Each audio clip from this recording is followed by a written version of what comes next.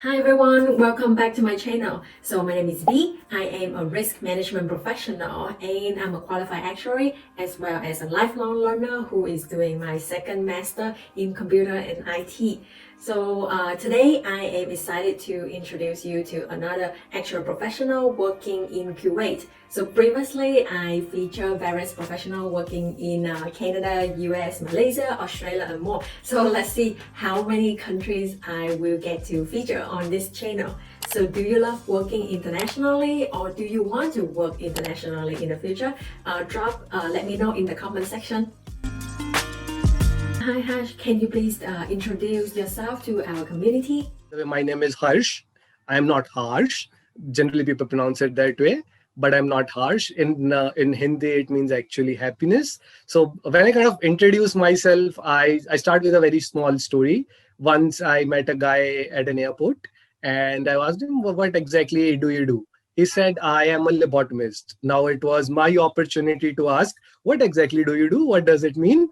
So he told me we kind of collect blood samples and we test it whether it is good to go forward and all that kind of things. And then he asked me, "What do you do?" So I tell, "See, the blood samples which you are collecting, if it does not reach the person on time, I'm the person who is putting a price on his death and I am covering the insurance for it." So yeah, I can be harsh that way, but I'm not in life insurance and it's a good thing I am in property and casualty. So therefore I don't price death as of now, but yeah, so I am working as a reinsurance actuary at Kuwait Reinsurance. I love to read, I love to write, I love to play basketball, I love to watch it. I'm a avid traveler, so I like to travel. So there are a lot of hobbies. But yeah, if you want me to put into perspective and the way we are nourished to tell our introduction by a title, then I am a reinsurance actuary at Kuwait Reinsurance, who is kind of doing a boring stuff of taking care of a portfolio comprising of different lines of business. But yeah, I'm doing an actuarial niche work. That's my introduction. If you want to put in perspective that way. I know our job is not being hashed, and I love your introductory story. So, what made you decide to pursue an actuarial career, and how did you choose to pursue the Casualty Actuarial Society, the CAS? Kind of long story, but putting it very short. Uh, when I just graduated from my high school, I was thinking what to do. So there were like a lot of options for me: engineer, doctor, lawyer, and a lot of niche things. But I was like, okay, let me just try it out something new. So I went to my best friend Google. I just typed on Google, "Hey, tell me the highest paid jobs in the world." It told me that there was mathematician, there was statistician, and there was actuary. So there were like three out of top five according to that. So I did my bachelor's in mathematics, and I was like, okay, fine. If not an actuary, I might be a mathematician or a statistician. Still, I am in kind of the top three range of it, and I'll maybe earn $1 million maybe someday. So that was kind of a starting point. So I was back then in India, and I started with Institute of Actuaries of India. I gave my first exam. It's called CT3 out there, which is actually exam P of SOA. So I failed that exam because I just studied 20 hours for that exam. And I was like, okay, this needs more time. And then I was like, okay, let me try out something new because I was good in finance. So I started studying for my CT1 exam, which is financial mathematics. And I passed that exam. So by the time I graduated, I had one exam cleared, which was exam FM. And then I started my master's in actuarial science. And while I was doing my master's in actuarial science, I shifted my society from Institute of Actuaries of India to Institute of Faculty of Actuaries. So that was my second society. But I didn't give any exam from IFOA because of certain reasons. And then I moved to Kuwait. And once I moved to Kuwait out there, I was like, okay, fine. Let me kind of move to a different society. When I heard about CAS and SOA. So again, I was in the same dilemma whether to go to SOA or to go to CAS. So I had read a little bit about I read a little bit about life insurance. I had worked in employee benefits, and I kind of didn't like that domain. So I was like, okay, let me move into something more interesting and something which keeps me more on my feet. and I decided to pursue my specification and specialty in casualty actuarial societies. I was like, yes, property and casualty is the thing. And once I started studying and I started doing things, it became kind of more clearer to me. And I was working as well in the property and casualty. So I think majorly your decision on whether to move to SA or CAS depends on where you finally choose to work in. If you're working in employee benefits or life or health insurance, then you might be going to the SOA path of it. And if you're working property and casualty, you kind of decide to pursue a specialization in property and casualty. So yeah, that's how I turned up nearby to CAS. And yeah, I'm like pretty close to it. So probably within a year or a couple of years, I'll be an associate, hopefully. You describe your work a little more and how is your typical day or week look like, how to working and studying at the same time? I am a reinsurance actuary. So I am basically working in a mixed role. So I am handling reserving as well as capital modeling, my analytics, and enterprise risk management. And on ad hoc basis, I am handling pricing as well. So we have two offices, one in Kuwait, one in Malaysia. I am taking care of both of the actuarial work for both of the offices. So most of my time it's into automating things. So I'm majorly very enthusiastic about data science, about machine learning, and all the advanced algorithms. And I'm kind of using Python on everyday basis. So I am more into that, and I make sure that I always try to use Python instead of Excel. So I don't want to be an Excel marquee. So it actually kind of reduces your effort and makes you way more efficient that way. So most of my time goes into looking into the programs and kind of doing the analysis. Once I'm done with that, in a day I have a lot of meetings with a lot of stakeholders. So every month or every quarter, I have meetings with external shareholders, with external stakeholders, with internal stakeholders. So apart from doing the technical work, it's like 40% doing the technical work and 60% explaining it to non-technical people. So I guess most of my time goes into communicating what I have done and making people understand what it is and why it is, and selling them the reason for accepting that, and telling them why it is and how it is. So I guess storytelling and communicating what you have done is the most important part. You can do the most amazing work on this earth, but if you're not able to communicate it properly, then it's just another pile of garbage for them. And the thing is, see, when you're into a data intensive role, everyone has a bias on how the results are. If you go with the data result which is very different from what they are expecting, you are into a very different scenario there, and a very difficult scenario there, to be specific. It becomes very difficult to explain whatever you have done. So you need to have that communication skills. And I don't know, I mean, you spend 4 years in a room preparing for your exams, and then people expect you to have good communication skills. I don't know how that works, but then you need to develop those communication skills, because there is no way from that. And when it comes to studying studying during working, so for me it's a lot of time in talking to people, and then I have a small YouTube channel as well. So going into that and working for that, then reading, so all these things take a lot of time for me. But the best part is that you need to keep yourself motivated. You don't have any option. You have to do it. You have to pass exams or you are going nowhere. So just keeping yourself motivated is the most important thing. You don't need to study a lot. Even if you can take out like an hour or a couple of hours every day, and maybe a little bit more at a weekend, and manage your time, it's not that difficult. But yes, keeping motivated and taking that motivation with you to the next level, it's very difficult task. And you have no option. You just have to tell yourself you have to be there. It's just a couple of years or three, and once you are there, you have done a good job. So Excel is very popular for actuarial work, and you were a speaker on the panel of the webcast, the Great Excel Debate, organized by the Society of Actuaries. So what is the outcome of that? So the outcome of the debate basically was Excel is jack of all trades, master of none. So that in one word, that was summating what Excel is.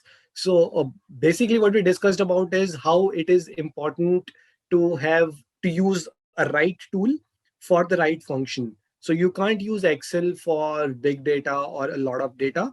And similarly, you can't use Python for just a small bit of data, which can be used on Excel. Everyone is comfortable with Excel. So you need to use Excel, and there is no going back from Excel. And the second thing is, Excel as such is a data analysis tool. Once you start using it as a tool for database, you are going in a very wrong direction. So using the right tool for the right thing is the best thing. Plus, you need to be good with Excel. Excel is there to stay, but there are better ways to do it. And me personally, what I do is, I'm using Python as a backend for my Excel. That is also possible. And if you use Python as a backend for your Excel, you have done away with a lot of devils of Excel and using the best things which are available out of Python as well. So you have to kind of use a mix of both. And that was what we discussed in the debate. So outcome was basically that Excel is jack of all trades and you have to use it to communicate to people. But then if you have better tools, you use it because you have been using actuarial tools like Rescue, Igloo, and all other tools. And you're using them to take out results and then presenting results in a different way. So you can do it for other things as well. That was kind of the summary of it. What are the top Excel functions do you believe a working professional should know? If I have to list down 5 functions, I'll start with my favorite one first, which is called the Lambda function. It is available only for the beta version. So those of the viewers who are available with the Python, Lambda is a function used in Python where you can create your own function. And the same function is available now in Excel as well. So you can use that function to create your own function, and it kind of gives you a lot of flexibility on how to use Excel, and it does great wonders. So if I tell people to learn one function only in Excel and nothing else, then I would surely advise them to learn about the Lambda function A. Second function is the sort function or sort by function. So if you want a quick analysis to sort things, instead of going to the data option, clicking on sort in ascending order, you can directly put equal to sort and then put your arguments and it sorts the data for you in that manner. Third, which is a very new function, which is a very good function, is XLOOKUP. So instead of using either VLOOKUP or HLOOKUP or using index match or whatever you use to pull out the same kind of data and same characters of data from a different parameters, you can simply use an XLOOKUP and it gives you a lot of flexibility to use it in a way you use index match. So it's very kind of similar to that. And if you use VLOOKUP and HLOOKUP, I'll surely advise you to go and look for XLOOKUP. The fourth function is the filter function. Instead of pressing Control Shift L or instead of filtering out and going one by one to each column, you can directly use equal to filter. And with the arguments, you can directly filter out all the data which you want to filter in any way, or you want a small subset of data, you can do the same with using the filter function. And last is the bread and butter of all actuaries, the mathematic ifs, the count ifs, the sum ifs, and all those functions which you use on everyday basis, and you can't just get away with that. So yeah, I mean, these are the 5 functions which I use on a daily basis, and I would advise everyone to go through them and at least try them if they don't want to use it on daily basis. But I'm sure if you try it once, you will start using it on a daily basis. So So what are some major problems with Excel and how can we maximize the potential use of Excel? Excel has a few major problems, not in what Excel is, but it's how you use Excel. So the problems in Excel are about the user. So if I give you 2 very quick examples, in 2012, I guess JP Morgan lost around $6 billion due to a copy paste error in Excel.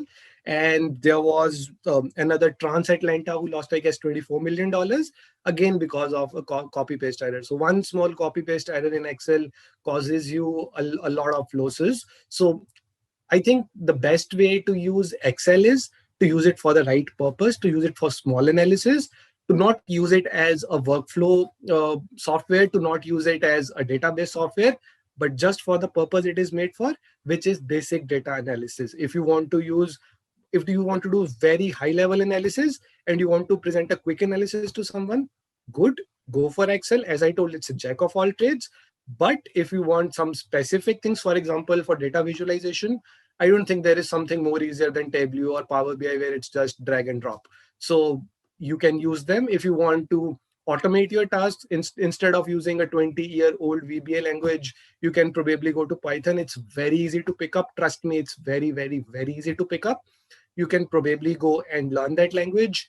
And third thing is, if you're using actuarial softwares, for example Rescue, Igloo, or any other actuarial software, then you're already using the software, and then you are confirming the results in Excel, you're doing cross checks in Excel, and then you're giving a very high level results in Excel.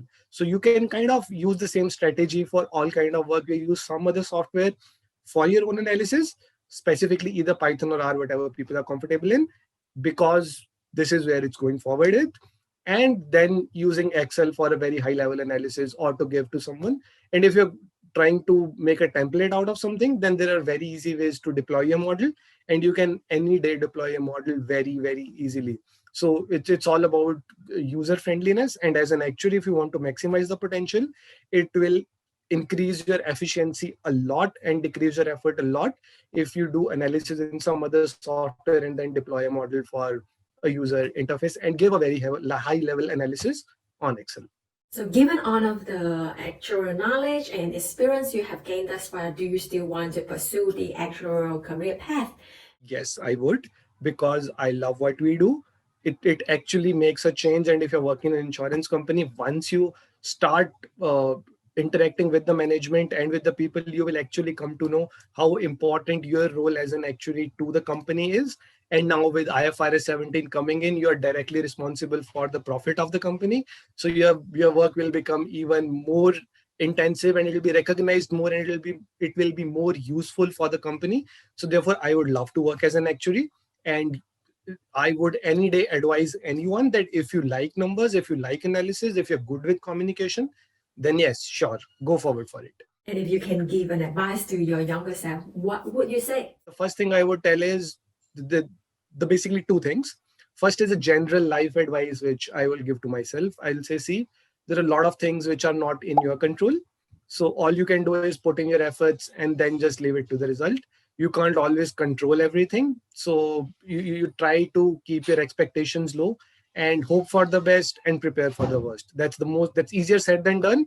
But I think that's the most important thing which will take you miles ahead. And on a technical front, I would advise myself not to take exams too seriously on myself, not take a toll with respect to exams. Exams are just 30 to 40% of what makes you an actuary. It is important. It is very important. But if you only give your time for the exams, you're going nowhere with the profession. The three things which I would advise you to do is A, communication skills, communication skills, communication skills. Without that, you are a useless actuary. You are going nowhere. So A, that.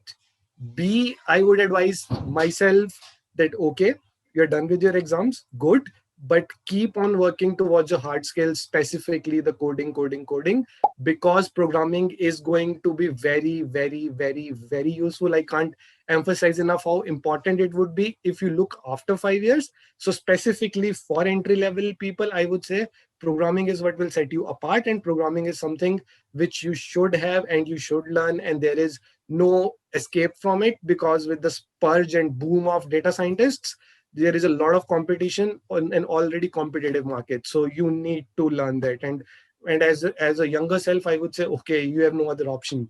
And third thing is to just not look at numbers as numbers, but think from a business perspective of it and try to understand the business importance of a number. It's not just about putting an algorithm or a formula what you have learned and taking out a number and presenting it to someone. You need to make a business sense out of it. So being a business savvy and making yourself proficient in taking a business insight out of a number is what I would advise my younger self to be. So these are the three biggest mistakes which I have made, and I would advise people not to make, to just not treat number as any number but a business number. I remember one day I went to someone and said, okay, that the severity, that the frequency of the claims will be 70%. And then I thought, what did I just say? If I'm saying someone that the 70% of the times the claim will come, that makes no sense. So you learn with the time, but then you need to kind of make a sense out of the number specifically from a business perspective. So that's all I would say to myself and to the audience. Hope you have learned some useful Excel functions from today's video. And I do believe that Excel is still a very powerful tool that you want to excel in for your actual jobs and also for other corporate jobs. And I believe that majority of the people from the Excel debate podcast also agree with that. For entry-level analyst job, knowing how to program is and will be very important as we continue progress toward the future. But as you progress upward, communication skills and having a strong business mindset will get to be more and more important. I definitely recommend you to check out the Society Actuary Competency Framework for the various skill set and knowledge that a well-rounded actually want to develop and to become a leader in the future. So Hash also started a YouTube channel recently, so definitely check it out. And I wish you a happy productive week ahead, and I see you in the next week video. Bye!